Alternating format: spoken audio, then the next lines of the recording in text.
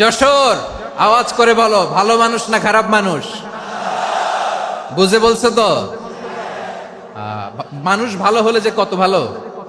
এই মানুষকে যত্ন নিলে, মানুষকে মানুষ বানালে যে সে কি হতে পারে শুনবা? হ্যাঁ, নাকি মোনাজাত দিয়ে দিব? শুনবা? তাহলে থামতে হবে। থামো, আমি যখন বলবো থামো থামো, তাকবীরের সময় দিলে তাকবীর। থামো থামো। মানুষকে যত্ন নিলে, এই এদিকে এদিকে, ড্রোন নামায় ফেলো। হয়েছে, ড্রোনের ফুটেজ হয়ে গেছে, এবার ড্রোন নামায় ফেলো। আমার দিকে তাকাও। মানুষকে, তোমরা এদিক সেদিক তাকালে তো গুরুত্বপূর্ণ পয়েন্ট মিস হয়ে যাবে। এদিকে এদিকে, হ্যাঁ মাস, ঠিক আছে, এদিকে। মানুষকে যত্ন নিলে মানুষের মধ্যে যারা কি পটেনশিয়াল রেখেছে। আমি জাপানের দুইটা উদাহরণ দেই। জাপানের, এই এই এভাবে এভাবে হবে, হয় বসো নয় পেছনে, কথা নাই।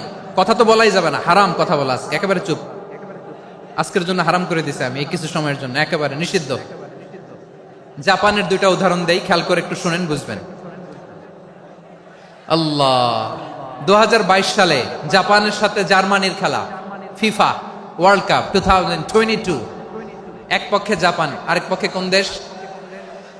কথা শুনে নাই।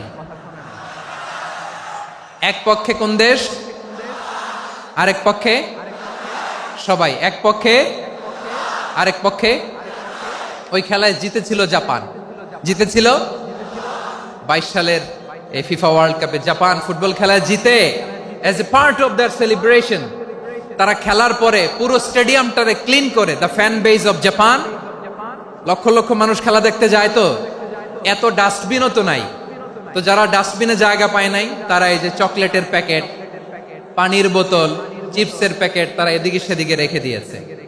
জাপানের ভক্তরা, জাপানের ফলোয়াররা, as a part of their celebration, তারা খেলার পরে পুরো স্টেডিয়ামের সব ময়লা আবর্জনা ক্লিন করে তারপরে বিদায় নিয়েছে।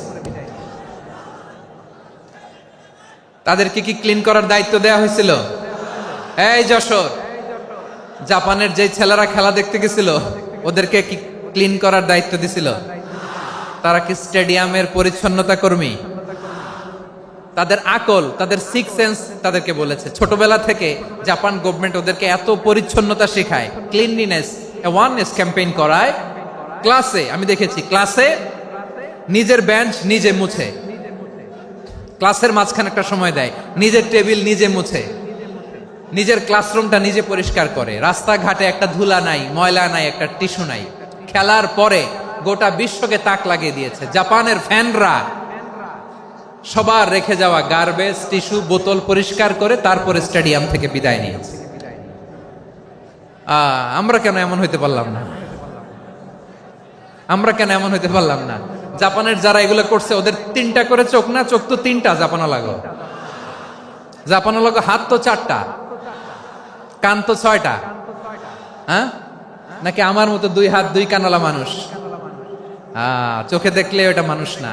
চিন্তা করছেন? তার মানে জাপানিজদেরকে যে গ্রুমিং করে শিখানোর মাধ্যমে পরিচ্ছন্ন বানানো গেছে। ওরা যেমনি মানুষ, আমরাও মানুষ। আমাদের সন্তানদেরকে শেখালে তারাও পারবে। পারবে কিনা?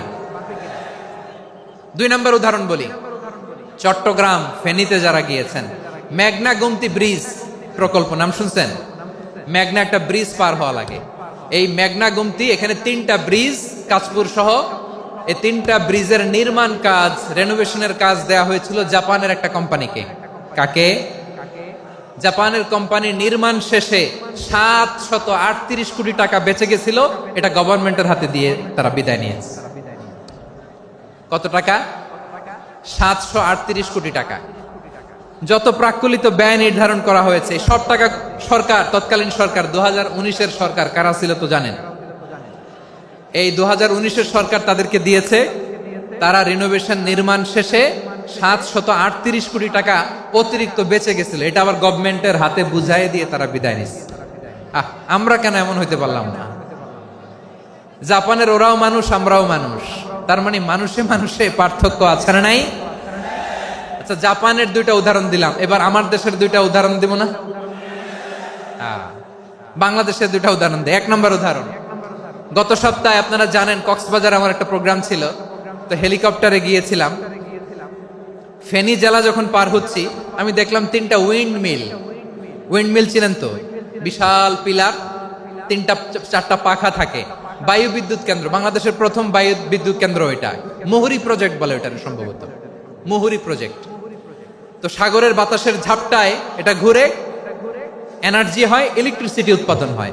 তো আমি পাইলটকে বললাম, ভাই এগুলো থেকে কেমন ইলেকট্রিসিটি উৎপাদন হয়? কয় হুজুর একটুও হয় না, কিছুই হয় না। কিছুই হয় না মানে? বলে হুজুর বাংলাদেশে যত উইন্ড মিল আছে এটার পাখা একটাও ঘুরে না। আল্লাহ, বলেন কি? তাহলে এই যে কোটি কোটি টাকা ব্যয় করে যে উইন্ড মিল, কয় হুজুর ভিতরে ফিটফাট, উপরে ফিটফাট, ভিতরে সদরঘাট। তার মানে কোটি কোটি টাকা দিয়ে এই উইন্ড মিল বানায়, এখানে কিছু নাই। দুর্নীতির আড্ডাখানা, আখড়াখানা বাংলাদেশ, ঠিক কিনা বলেন? হায় রে, জাপানিজরাও মানুষ, আমরাও মানুষ।